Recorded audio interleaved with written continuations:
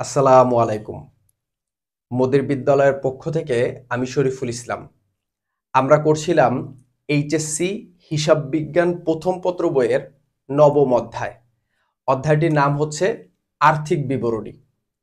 এই অধ্যায়ের উপরে ধারাবাহিক ক্লাসের আজ আমাদের পঞ্চমতম ক্লাস এবং আজকের এই ক্লাসে আমরা শিখব কিভাবে একটি এক ধাপ বিশদায়ী বিবরণী প্রস্তুত করতে হয়। আমরা পাশে ছোট্ট একটা নোট লিখে রেখেছি যে বিশদায়ী বিবরণী দুই ভাবে প্রস্তুত করা হয়। এক নাম্বার হচ্ছে এক ধাপ বিশদায়ী বিবরণী, দুই নাম্বার হচ্ছে বহু ধাপ বিশদায়ী বিবরণী। এই এক ধাপ বিশদায়ী বিবরণী প্রস্তুত করে সাধারণত যারা সেবা দানকারী প্রতিষ্ঠান বা যারা সার্ভিস প্রোভাইডার, আর এই বহুধাপ বিশদায়ী বিবরণী প্রস্তুত করে যারা পণ্যদ্রব্য উৎপাদনকারী বা ক্রয় বিক্রয়কারী প্রতিষ্ঠান। আজকের ক্লাসে আমরা এক ধাপ বিশদায়ী বিবরণীটা শিখব, কেননা তোমাদের ক বিভাগে যে দুইটি সৃজনশীল আসবে সেই দুইটি সৃজনশীলের একটি আসবে কিন্তু সেবাদানকারী থেকে, আরেকটি আসবে কিন্তু ক্রয় বিক্রয় বা উৎপাদনকারী থেকে। সুতরাং আমাদের দুইটাই শিখতে হবে এবং আজকের এই পর্বের এই পঞ্চমতম ক্লাসের আগের ক্লাসগুলোতে আমরা ধারাবাহিকভাবে এই বহু ধাপের যে মোট মুনাফা, পরিচালন মুনাফা এবং সর্বশেষ নিট মুনাফা ও ক্ষতি এটা কিভাবে নির্ণয় করে সেগুলো কিন্তু আমরা শিখেছি। তো আজকের ক্লাসে আমরা খুবই ছোট্ট এবং গুরুত্বপূর্ণ একটা টপিক শিখব, সেটা হচ্ছে এক ধাপ বিশদায়ী বিবরণী, এবং এটা থেকে কিন্তু তোমাদের এইচএসসি পরীক্ষায় প্রশ্ন থাকবেই থাকবে। তো এক ধাপ বিশদায়ী বিবরণী প্রস্তুত করা খুবই খুবই সহজ।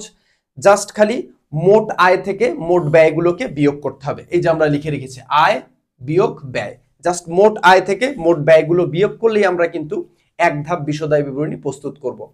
বিশদায়ী বিবরণী না বলে প্রশ্নে কিন্তু অনেক সময় তোমাকে আয় বিবরণী প্রস্তুত করার কথা বলতে পারে।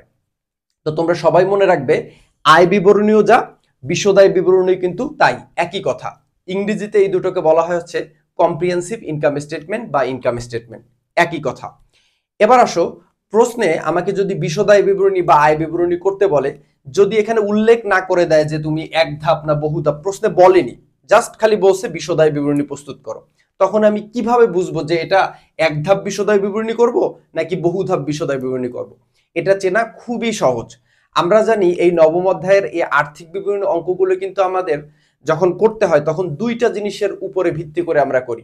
আমাদের অঙ্কে সুন্দর মতন এক নম্বরে একটা রেওয়ামিল দেওয়া থাকে এবং দুই নম্বরে তার নিচে ছোট্ট করে কিছু সমন্বয় দেওয়া থাকে।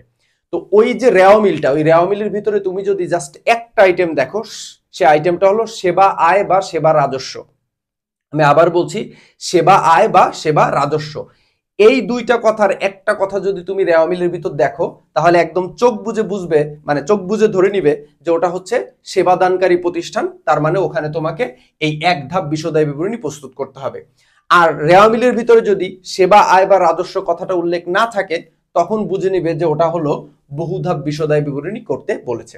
তো চলো আমরা ঝটপট খুব সহজে জাস্ট মোট আয় থেকে মোট ব্যয়গুলোকে বিয়োগ দিয়ে এই এক ধাপ বিশদায়ী বিবরণীটা প্রস্তুত করে ফেলি। বিশদায়ী বিবরণী যে ছক অ্যাজ ইউজুয়াল তোমরা যেটা জানো, সেই ছকই তোমরা এখানে টানবে।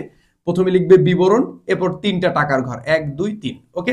এবং এই ছক অবশ্যই অবশ্যই তোমরা পেন্সিল দিয়ে টানবে এবং এই ছকের উপরে অবশ্যই তোমরা প্রথমে এক নম্বরে লিখবে প্রতিষ্ঠানের নাম, দুই নম্বরে লিখবে বিশদায়ী বিবরণী এবং তিন নম্বরে তারিখটা লিখে দিবে, কেমন?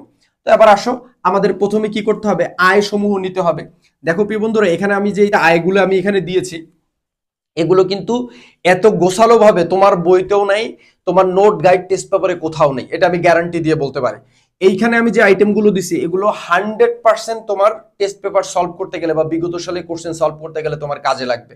এগুলোর বাইরে তোমার একটাও আসবে না। আমি এখানে যেগুলো বুঝাই দিচ্ছি, যেগুলো লিখে দিচ্ছি, it is more than enough. তোমার এর বাইরে আর একটা অক্ষরও লাগবে না, তুমি জাস্ট এইগুলো একটু মনোযোগ দিও, কেমন? আচ্ছা দেখো, তো সেবা আয়ের ভিতরে সর্বপ্রথম যে আইটেমটা নিবা সেটা হচ্ছে সেবা আয় বা রাজস্ব। মনে রাখবা আয়ের আরেকটা নাম হচ্ছে হলো রাজস্ব। তো সেবা আয় রাজস্ব, এই টাকাটা অবশ্যই রেওয়ামিলের ভিতর দেওয়া থাকবে। সুন্দর মতন করে রেওয়ামিল থেকে টাকাটা তুমি ফার্স্ট কলামে লিখবে। এবার সমন্বয়ে যদি এরকম বলে যে অনুপার্জিত সেবা আয়ের এত টাকা অর্জিত হয়েছে, সমন্বয় মানে নিচে যদি বলে অনুপার্জিত সেবা আয়ের এত টাকা অর্জিত হয়েছে, যত টাকা অর্জিত হবে সেই অর্জিত অংশটুকু বা অর্জিত টাকাটা আমরা এই সেবা আয়ের সঙ্গে যোগ দিব। দ্যাটস ওয়াই আমরা এখানে লিখছি প্লাস অনুপার্জিত সেবা আয়ের অর্জিত অংশ, এটা আমরা যোগ দিব কার সঙ্গে, এই সেবা আয়ের সঙ্গে। এবং সমন্বয়ে আবার যদি বলে ধারে সেবা প্রদান করা হয়েছে, যেটা হিসাবভুক্ত হয়নি, তখন তুমি ওইটাকে সুন্দর মতন লিখবা ধারে সেবা প্রদান, এটা যোগ দিবা কার সঙ্গে, এই যে এই তিনটা আইটেম একসঙ্গে যোগ হবে, ঠিক আছে। এই যে এবার এই তিনটা আইটেম যোগ দিয়ে মোট টাকাটা এখানে লিখবা, ঠিক আছে। এটা হলো টোটাল আমার সেবা বাবদ আয় হয়েছে, কেমন। আচ্ছা, এবার দেখো অঙ্কের ভিতরে যদি বিনিয়োগের সুদ দেওয়া থাকে রেওয়া মিলের ভিতরে, এখন রেওয়া মিলের ভিতরে বিনিয়োগের সুদ সরাসরি দিয়ে দিতে পারে, কিংবা বিনিয়োগ লিখে রেওয়া মিলে একটা টাকা দেওয়া থাকতে পারে এবং বিনিয়োগের সামনে একটা পার্সেন্টেজ দেওয়া থাকতে পারে। মনে করো বিনিয়োগ লিখে রেওয়া মিলের ভিতরে টাকা দেওয়া আছে 1 লাখ, সামনে দেওয়া আছে 10%, তখন তুমি কি করবা, ওই 1 লাখের উপরে 10% ধরলে যে 10,000 টাকা আছে, ওই 10,000 টাকা হলো তোমার বিনিয়োগের সুদ। তুমি সুন্দর মতন বিনিয়োগের সুদ লিখে টাকাটাই সেকেন্ড কলামে লিখবা। এরপরে ভাড়া প্রাপ্তি, দেখো এটা রেওয়া মিলের ভিতরে টাকাটা ক্রেডিট সাইডে দেওয়া থাকবে, বা ভাড়া লিখে, শুধু ভাড়া লিখে টাকাটা যদি ক্রেডিট দিকে দেওয়া থাকে, তখনই কিন্তু তুমি ওইটা বুঝবা ভাড়া প্রাপ্তি হয়েছে। তো ভাড়া প্রাপ্তির টাকাটা তুমি কোন কলামে লিখবা, সেকেন্ড কলামে লিখে দিবা। এরপরে রেওয়া মিলের ভিতরে যদি শিক্ষানবিশ স্যালামি দেওয়া থাকে, শিক্ষানবিশ স্যালামি মানে তুমি কাউকে প্রশিক্ষণ দিয়ে সেখান থেকে টাকা পাইছো, শিক্ষানবিশ স্যালামি। তো সেই শিক্ষানবিশ স্যালামি এটা আমাদের জন্য একটা আয়, এই টাকাটা অবশ্যই অবশ্যই সেকেন্ড কলামে লিখবা। এবার এই সেকেন্ড কলামের এই আইটেমগুলো আমরা যদি যোগ দিই, 1 2 3 4, এই 4টা আইটেম যোগ দিলে যে টাকাটা হবে, সেই টাকাটার নাম হচ্ছে মোট আয়। তো দেখো আমাদের কিন্তু কাজ ছিল হলো মোট আয় থেকে মোট ব্যয়গুলো বাদ দেওয়া, এই যে মোট আয় থেকে মোট ব্যয়গুলো বাদ দেওয়া, ঠিক আছে। তো আমাদের কিন্তু মোট আয় বের হয়ে গেল, এই যে মোট আয় কিন্তু এই যে এই টাকাটা বের হয়ে গেল। এবার আমাদের কাজ কি, মোট আয় থেকে মোট ব্যয়গুলোকে, মানে যতগুলো ব্যয় থাকবে সেই ব্যয়গুলোকে বিয়োগ করতে হবে। দ্যাটস ওয়াই আমরা এখানে লিখছি বাদ ব্যয়সমূহ, ঠিক আছে। তোমরা সুন্দর মতন এই ব্যয়সমূহের আগে লিখে দেবো বাদ, মানে এটা আমাদের বিয়োগ করতে হবে। এখন দেখো এইখানে যে আইটেমগুলো আমি লিখে দিছি তোমাদের, এগুলো কিন্তু সাজেশন আকারে, এগুলোর বাইরে আর কিচ্ছু লাগবে না। তুমি জাস্ট এটা খাতায় রাখা মানে হচ্ছে তুমি একদম সৃজনশীলে 10-এ 10 পেয়ে গেছো, জাস্ট একটু খাতায় রাখো। দেখো প্রথমে আমরা লিখছি বেতন, বেতন লিখে টাকাটা আমরা ফার্স্ট কলামে লিখছি, ওকে। তো সমন্বয়ে যদি বেতন সংক্রান্ত কোনো সমন্বয় দেওয়া থাকে, যেমন হচ্ছে বকেয়া বা অগ্রিম, তোমরা সবাই জানো সকল প্রকার বকেয়া আমরা যোগ করে সমন্বয় করি এবং সকল প্রকার অগ্রিম এটা আমরা বিয়োগ করে সমন্বয় করি। তো রেওয়া মিলে বেতন যে টাকাটা দেওয়া থাকবে সেই টাকাটা তুমি ফার্স্ট কলামে লিখবা। আর সমন্বয়ে যদি বকেয়ার কথা বলে তাহলে বকেয়া আমরা যোগ করব, সমন্বয়ে যদি অগ্রিমের কথা বলে বেতন, তখন আমরা অগ্রিম বেতন কি করব, বিয়োগ করব। এখন ধরে নিচ্ছি বকেয়ার কথা বলছে, সেই তো আমরা বেতনের সঙ্গে বকেয়া বেতনটা কি করব, যোগ করব। যোগ করে মূল টাকাটা আমরা সেকেন্ড কলামে নিব, কেমন।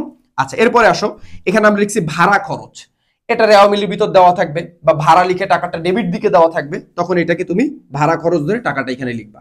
এরপর আছে হচ্ছে বিমা খরচ, বিমা খরচ একটা আমাদের জন্য কি, এটা আমাদের জন্য একটা ব্যয়, বিমা বাবদ আমরা টাকা দিয়েছি। বিমা এটা আরো কিছু নাম থাকতে পারে, যেমন শুধু অঙ্কের ভিতরে বিমা লেখা থাকতে পারে, বা বিমা কিস্তি লেখা থাকতে পারে, বিমা কিস্তি, বা বিমা প্রিমিয়াম লেখা থাকতে পারে, কেমন, বিমা প্রিমিয়াম, এগুলো একই কথা, কেমন। আচ্ছা, বিমা খরচও তা, শুধু বিমা লেখাও থাকলেও তাই, বিমা কিস্তিও তাই, বিমা প্রিমিয়ামও তাই, মানে বিমা বাবদ আমরা টাকা প্রদান করেছি। তাহলে আমরা যখন বিমা বাবদ টাকা প্রদান করি তখন তো আমাদের টাকা চলে যায়, এই টাকাগুলো রেওয়া মিলিয়ে দেওয়া থাকবে, টাকাটা সুন্দর মতন এখানে লিখবা। এরপর আমরা লিখছি সাপ্লাইস খরচ, ঠিক আছে। এই সাপ্লাইস খরচটা, সাপ্লাইস কিন্তু আমাদের জন্য একটা চলতি সম্পদ, কিন্তু রেওয়া মিলে সাপ্লাইস একটা দেওয়া আছে, সমন্বয়ে যদি বলে যে এত টাকা সাপ্লাইস খরচ হয়ে গেল, ওই যতটুকু খরচ হয়েছে সেই খরচের টাকাটা তুমি এখানে লিখবা, সাপ্লাইস খরচ লিখে টাকাটা লিখে দিবা। এরপর আমরা লিখছি বিজ্ঞাপন খরচ, এটা সরাসরি রেওয়া মিলের ভিতর লেখা থাকবে যে বিজ্ঞাপন বাবদ এত টাকা খরচ বা বিজ্ঞাপন খরচ, সুতরাং তুমি বিজ্ঞাপন খরচটাকে সরাসরি লিখে দিবা। আমরা বিজ্ঞাপন খরচ পর্যন্ত ছিলাম। এরপরে আছে অফিস খরচ, এটাও রেওয়া মিলের ভিতর সরাসরি লেখা থাকবে। উপযোগ খরচ, উপযোগ খরচ মানে আমরা কিন্তু সবাই জানি ইউটিলিটি এক্সপেন্স, যেটাকে গ্যাস, পানি, বিদ্যুৎ বিল, এগুলোকেই সাধারণত উপযোগ খরচ বলে। তো উপযোগ খরচ এগুলো সব রেওয়া মিলের ভিতর লেখা থাকবে। ঋণের সুদ, দেখো ঋণের সুদটা রেওয়া মিলের ভিতর সরাসরিও দেওয়া থাকতে পারে, মোস্ট অফ দ্য টাইম দেওয়া থাকে না। ঋণ লিখে টাকাটা ক্রেডিট দিকে দেওয়া থাকে এবং ওই ঋণের সামনে একটা পার্সেন্টেজ দেওয়া থাকে, আমরা ওই যে পার্সেন্টেজটা থাকবে ওই পার্সেন্টেজটা আমরা ঋণের যে টাকা আছে তার উপর ধার্য করলে যে টাকাটা বের হবে সেইটা হচ্ছে আমাদের ঋণের সুদ। তো ঋণের সুদ আমাদের জন্য একটা ব্যয়, সো ঋণের সুদটা আমরা সরাসরি ক্যালকুলেশন করে এখানে বসাই দিব। এরপর আমরা লিখছি পরিবহন খরচ, পরিবহন খরচ এটা সরাসরি রেওয়া মিলের ভিতর দেওয়া থাকবে, তো এই পরিবহন খরচ আমরা এই সেকেন্ড কলামে লিখে দিব। এরপর আমরা লিখেছি অবচয়, তো দেখো এই অবচয়ের কাজটা তোমরা সবার শেষে করবে এবং এই বেতনের কাজটা তোমরা সবার শুরুতে করবে। আমি আবার বলছি, এই ব্যয়ের ভিতরে প্রথমে বেতন যদি অঙ্কের ভিতর থাকে বেতনের কাজটা আগে করবা, আর এই অবচয়ের কাজটা সবার শেষে করবা। এটা কোনো বাধ্যবাধকতা নাই, বাস জিনিসটা দেখতে সুন্দর লাগে। তো তো অবচয় এটা আমরা জানি এটা আমাদের জন্য একটা ব্যয়। এখন অবচয় কিসের অবচয়?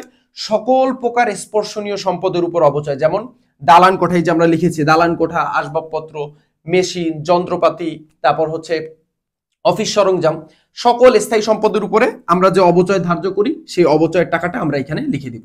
এবার দেখো এই সেকেন্ড কলামে যে আইটেমগুলো রয়েছে, এই যে আইটেমগুলো, এগুলো কিন্তু সব আমাদের ব্যয়। সুতরাং আমরা এই সেকেন্ড কলামের প্রত্যেকটা টাকা ক্যালকুলেটরে যোগ দিয়ে যে টাকাটা হবে সেই টাকাটা আমরা এখানে বসাবো, মানে এগুলো সব যোগ দিয়ে যে টাকাটা আসবে সেই টাকাটা আমরা এখানে লিখবো, এবং এই টাকাটার নাম হলো আমাদের মোট ব্যয়। ঠিক আছে, তাহলে কিন্তু আমরা দুইটা আইটেম পাইলাম। দেখেন, একটা পাইলাম হচ্ছে এটা পাইলাম মোট আয়, আর এইখানে পাইলাম হচ্ছে এটা হলো মোট ব্যয়। এখন আমাদের কাজ কি? আমাদের কাজ হচ্ছে মোট আয় থেকে মোট ব্যয়টা কি করা, এই যে মাঝখানে এই যে কি দেওয়া, এটা বিয়োগ দেওয়া, বাদ দিতে হবে। এজন্য কিন্তু আমরা এখানে লিখছিলাম বাদ। বাদ মানে কি? আমাদের বিয়োগ দিতে হবে। সুতরাং এই মোট আয় থেকে এই মোট ব্যয়টা আমরা কি করব? বিয়োগ করে দিব। তাহলে এই মোট আয় থেকে মোট ব্যয় বিয়োগ দেবার পরে যে টাকাটা আসবে, উত্তরটা যদি পজিটিভ আসে তখন আমরা কি করব? তখন আমরা লিখব নিট মুনাফা। আর উত্তরটা যদি নেগেটিভ আসে মানে মাইনাসে আসে তখন আমরা লিখব নিট ক্ষতি। অনেকে নিট মুনাফা না লিখে অনেকে এখানে লেখে নিট আয়। তো দেখো, নিট মুনাফাও যা, নিট আয়ও তা, নিট লাভও কিন্তু একই কথা। কেমন? এগুলোর ভিতরে কিন্তু কোনো পার্থক্য নেই। তুমি একটা লিখলেই হবে, নিট মুনাফা লিখলেও হবে, নিট লাভ লিখলেও হবে, নিট আয় লিখলেও হবে। ঠিক আছে, ইংরেজিতে বলা হয় নিট প্রফিট। তো এইটা ছিল কিন্তু আমাদের এক ধাপ বিশদায় বিবরণী। তোমরা যদি চাও একটু স্ক্রিনশট করে রাখতে পারো, এটা খুবই খুবই গুরুত্বপূর্ণ। তোমরা অবশ্যই খাতায় নোট করবা। ঠিক আছে, আর প্লিজ তোমাদের কাছে একটা অনুরোধ থাকবে, তোমরা যদি আমাদের এই ক্লাসগুলো দেখে উপকৃত হও, অবশ্যই একটু আমাদের সঙ্গে তোমরা কমিউনিকেট করবে। একটু ক্লাসটা তোমাদের কেমন লাগবে, এটা কেমন লাগে বা কেমন লাগছে, বা তোমাদের যদি কোনো মন্তব্য বা মতামত থাকে অবশ্যই ভিডিওর নিচে তোমরা আমাদের একটু লিখবে। এতে আমরা কিন্তু ইন্সপায়ার হই, বা তোমাদের ক্লাসগুলো আরো সুন্দর মতো আরো অর্গানাইজ করে আমরা তোমাদের দেওয়ার জন্য কিন্তু আমরা আরো মানে কি ভিতর থেকে একটা মানে আগ্রহ জন্মে। আর তোমরা যদি শুধু ভিডিও দেখে যাও, বা আমরা আসলে তোমাদের সঙ্গে তোমরা যদি আমাদের সঙ্গে যোগাযোগ না করো, বা আমরা যদি তোমাদের সঙ্গে যোগাযোগ না করি, তখন হয় কি একটা কমিউনিকেশন গ্যাপ হয়। এর ফলে কি হয়, আমরা তোমাদের আসলে ঠিক আমরা কাদের পড়াচ্ছি, তোমরা আসলে কি চাও, কিভাবে পড়ালে তোমাদের উপকার হবে, এই জিনিসটা আমরা ধরতে পারি না। তো অবশ্যই ভিডিওটা যেভাবে একটু তোমাদের যত্ন নেওয়া যায়, ভিডিওটার প্রতি একটু যত্ন নিও। আমি শুধু এইটুকুই বলবো, মধুর বিদ্যালয়ের সঙ্গে থেকো আর আমাদের জন্য দোয়া রেখো। আমাদের চ্যানেল ইনশাল্লাহ অলরেডি 80,000 সাবস্ক্রাইবার হয়ে গেছে তোমাদের ভালোবাসায়। তো আশা করি ইনশাল্লাহ একদিন আমরা অনেক বড় একটা পরিবার হব, আরো বড় একটা পরিবার হব ইনশাল্লাহ। তো সেদিনের অপেক্ষায় wish you all the very best. ইনশাল্লাহ নেক্সট ক্লাসে আমরা তোমাদের বোর্ড কোশ্চেন নিয়ে হাজির হচ্ছি। এর আগে আমরা সম্ভবত মালিকানা সত্ত্ব বিবরণী এবং আর্থিক অবস্থার বিবরণীর উপরে দুইটা বেসিক ক্লাস করে নেব। তো দেখা হচ্ছে নতুন কোনো ক্লাসে নেক্সট দিন। Wish you all the very best. আসসালামু আলাইকুম।